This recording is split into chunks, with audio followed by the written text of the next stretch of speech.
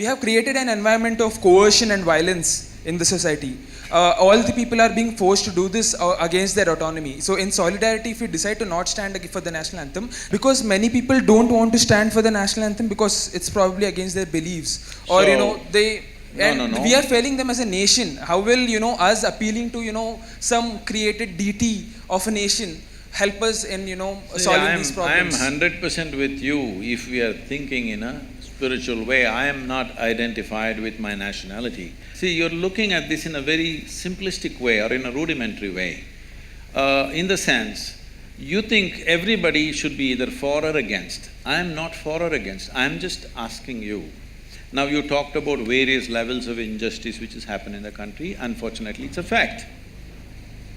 The question is, to correct this, should we stay together or each one of us do our own thing and hope it'll get corrected? I'm just saying that the staying together can happen by acceptance and tolerance and not Yes, by… sir, but that's not happened, right? It can happen in theory, but has it happened? I will tell you, if everybody turns spiritual, if they experience something beyond their body, beyond their mind and beyond their beliefs and everything, the whole world will become one. I know that and I'm working for that. But do I believe it'll happen tomorrow morning? It'll not happen tomorrow morning. So I want you to understand the nation is not built on some egalitarian ideas. People need emotion. Without emotion, they won't come together. You cannot put people together without emotion. Whether it's a family or a nation, it's true. So, in such a politically charged environment, us taking a stance, I do think that's problematic to, a lot of other, communities which disagree with what's happening. What stance have I taken? In terms of saying that, national anthem should be respected and, these are things which people don't agree with. Okay, what would you like to respect about this nation? Please tell me, we'll do that. Constitution at least? Sure, I'm saying let's just respect each other, that's it. See, where is each other? We don't meet each other, right? Every day? See, please understand, when we say a nation, we are not talking it's a flag or it's an anthem. When we say a nation, we are talking it's a certain people. So there are certain symbols which represent these people whom you call as Indians right now. So, why 3 striped colors? Why can't we have 7 colors? Yes, we can have, why not? If you want to redesign the flag, you can. But right now, this is it, all right? If you want to change the design, we can. You want to change the anthem, we can rewrite the anthem if you wish. But I'm saying, without tools of integration, you don't make a nation. It is idealistic to say, let's not have anything, let's just live as a global village. It's a fantastic idea, but can you make it a reality? Can you execute this idea? That's all I'm asking.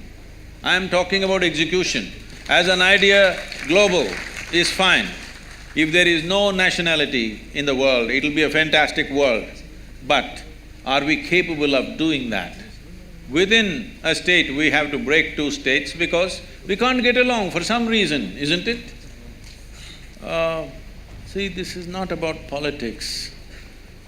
There is not enough concern about the nation and the people. That concern has not come to a whole lot of people. Still we are in that mode. Our attachments to our family, our identities with our family and community is so strong. If me and my family are doing well, I don't care a damn what's happening with the country. Election day holiday means me and my family go on a picnic. Not for the voting. Who'll go and stand in the queue? We will go on a picnic or we'll go to the cinema, we'll do something else. Because the identification with the family is way bigger than the national identity, and because of that, they think other people will vote. This is their idea. Other people are going to vote, so what is there if I don't go? A day may come, on election day, nobody turns up except those who are herded by political parties with money and whatever goading they're doing. This is an irresponsible way to exist. See, the word for democracy in Tamil language is Jananayakam. What this means is, people are the leaders. Still our people have not understood that we are the leaders of this nation. We are still in a monarchy mindset. We think elected person is a king or an emperor. So, this is lack of education, lack of information, lack of identity with the nation, a strong sense of we build this nation is not there. Somebody is going to run this nation. This is still a British hangover. We think somebody else is running the nation. We don't understand this is our nation. We have to make it what we want. Right now we have a nation where if Donald Trump opens up visas for all Indians, 60% of the population will swim across the oceans and get to America. This is not right. When everybody wants to go away, we've not created a nation that people want to live in, isn't it? When everybody wants to come here, that means we've built a great nation. For this, participating in the fundamental democratic process is a must for everybody. But if you make it mandatory, it becomes ugly. If you make it mandatory, it becomes ugly. As you know, even national anthem is ugly right now. So, I'm saying even such simple things we are debating, we can't get a nation to get together and even vote. Even when nation is in a crisis, when 50% of the people not eating properly is a crisis for me. It is not a normal situation for me. It's a crisis. When such a crisis is there, whether I should vote or not, now there's making a movie, yesterday he was telling me, what is his name? Konda? Okay. They're making a movie Nota, okay? We will say, nobody is acceptable to me. Well, it all sounds very intellectual, but believe me, you don't build a nation like this. You have to make choices about whatever lousy choice you have, in that you must make a little better lousy choice. If you want to improve this nation long term, you cannot abstain and say, oh, nobody is fit enough. Well, you stand up, if you see that this is a debate going on everywhere, in every tea shop, every college, this going on. Oh, all politicians are rubbish, they're thieves, they're this. If we have handed over this nation to the hands of the thieves and we are sitting back here and we don't even have the responsibility of voting, we are the more bigger thieves than them, isn't it? Hello? This responsibility has to come.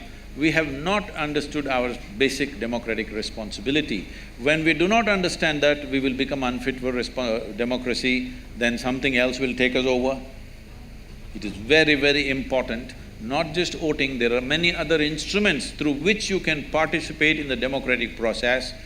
It is very important the student community participates, not on the street, not protest, not burning a bus, but participating in the instruments of democracy. All of you are law students, you must take a certain part of your life to educate the country and the youth. What are the ways in which they can participate in the democratic process? This is very, very important to make this nation.